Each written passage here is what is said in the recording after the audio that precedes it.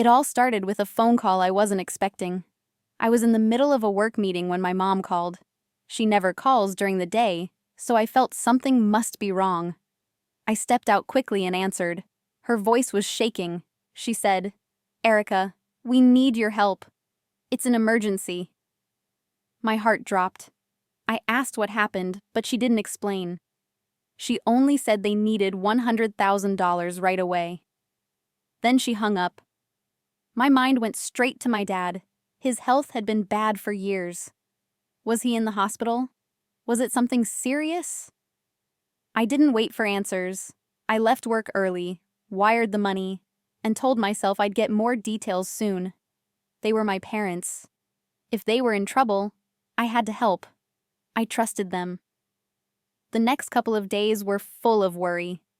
I didn't hear anything else after the call, and I couldn't stop thinking about worst-case scenarios. What if my dad needed surgery? What if the hospital bills were piling up? I knew how expensive healthcare could be. My head was spinning with fear. I canceled everything at work and booked the next flight to South Dakota where they lived. I didn't care about the money. I just needed to know they were okay. As the plane landed, I felt nervous but also relieved. I had done the right thing, right? Helping family is what good daughters do. I was finally in a place in life where I could support them. All those years of hard work had paid off. But deep inside, something didn't feel quite right. As I drove through my old neighborhood, I looked at the house I grew up in. It looked the same, but something felt different. Every light in the house was on. That surprised me. Usually, during emergencies, people forget small things like lights. I parked and walked up to the door, my heart beating fast. When Mom opened it, her face didn't show relief. It showed surprise. "Erica, what are you doing here?" she asked like I was a stranger. I stepped inside and saw Dad sitting comfortably, flipping through a magazine. He looked completely fine. I blinked. "Wait, is everyone okay?" I asked, confused. Mom hesitated, then nodded. "Yes, we're fine," she said slowly. I stood there, not understanding. If everyone was fine, what was the emergency? Before I could ask anything else, my younger sister Sydney came running in, all excited.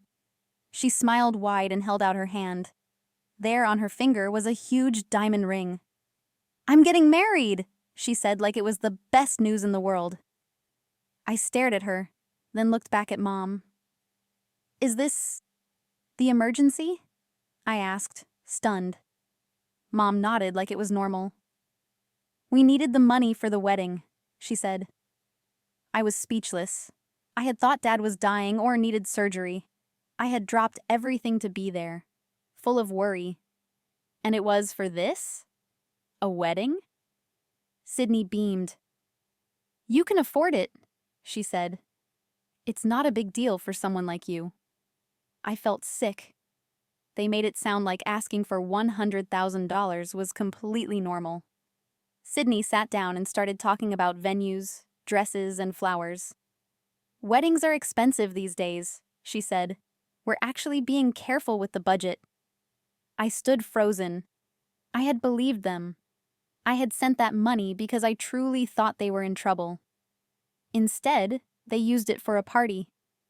My mind flashed back to all the times I helped my family, even when they didn't help me. I always stepped up. I thought they appreciated it. But now I saw the truth. They only saw me as their bank. I took a deep breath and said, "I'm not giving you any more money." Sydney's smile disappeared. "What do you mean?" she asked. I looked at her. "I already sent $100,000. That's more than enough. I won't pay for your wedding." Mom stood up fast. "After all we've done for you?" she snapped. That made me angry. Done for me? I remembered how I had worked so hard for everything I had, how they used the college money they promised me for Sydney instead. They never supported me the way they supported her. Even when I was younger, she always got the better deal. But I still helped. because I believed that's what family does. I asked where the money had gone. "What did you spend it on?" I said. "You told me it was for medical bills and house repairs. Show me the receipts." They looked uncomfortable. "We used it for things we needed," Mom said quietly, "like helping Sydney start her future." I couldn't believe what I was hearing. For the past year, I had sent them $2,000 every month, thinking it was for Dad's medicine or fixing the house. But then I remembered Sydney's social media posts. Expensive dinners, designer shopping bags, spa days. She didn't have a job. Now it all made sense. They had used my money for her luxury lifestyle. Sydney rolled her eyes. "You're rich now, Erica. What's your problem? You should be happy for me." I stared at her in disbelief. "Happy? You lied to me. All of you did. I trusted you, and you tricked me." She crossed her arms. "Ugh, you're being dramatic." That's when I knew I had to walk away. I said calmly, "I'm done. The payments stopped today. Don't call me. Don't message me. Don't ask me for anything again." Mom gasped. Dad tried to say something, but I didn't wait. I picked up my bag and walked out. I didn't look back. I felt sad, but also strong. By the time I reached my hotel, my phone was full of messages. Mom was crying in voice notes, calling me selfish. Sydney called me heartless. Dad said I was breaking the family apart. I sat on the bed and listened to it all. Then I made a choice. I opened my laptop and started typing.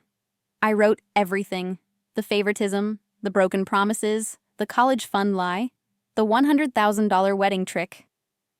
I added screenshots from Sydney's social media, showing her spending my money. I wanted people to know the truth.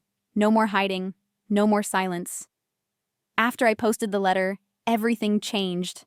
Family members started calling me. Some were shocked. Others said they always suspected something. My aunt called it disgraceful. An uncle even canceled his plans to attend Sydney's wedding. Sydney messaged me in a rage. "You ruined my wedding," she screamed. But I didn't care. I had spent years giving and getting nothing in return. Now, I had finally stood up for myself, and it felt good. I didn't feel guilty. I felt free.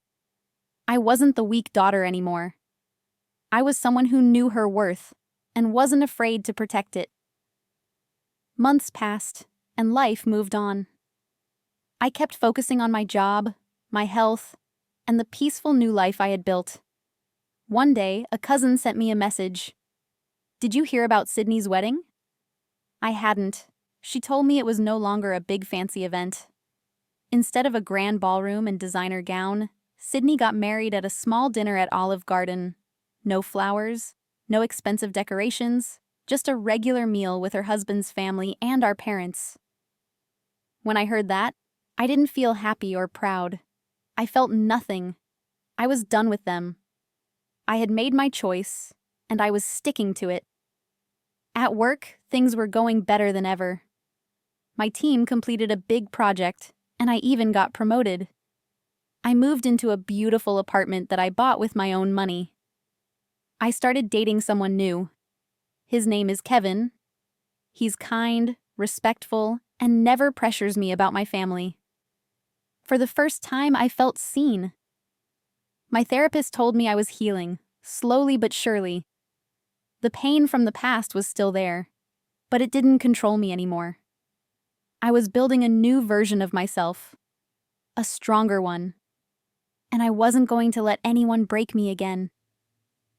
Every now and then, I still see message requests from my family.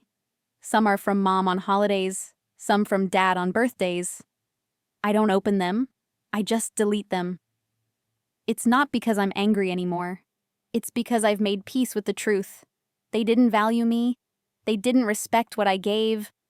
I always hoped they would love me the way I loved them, but they never did. And that's okay. Some people aren't meant to stay in your life, even if they're family.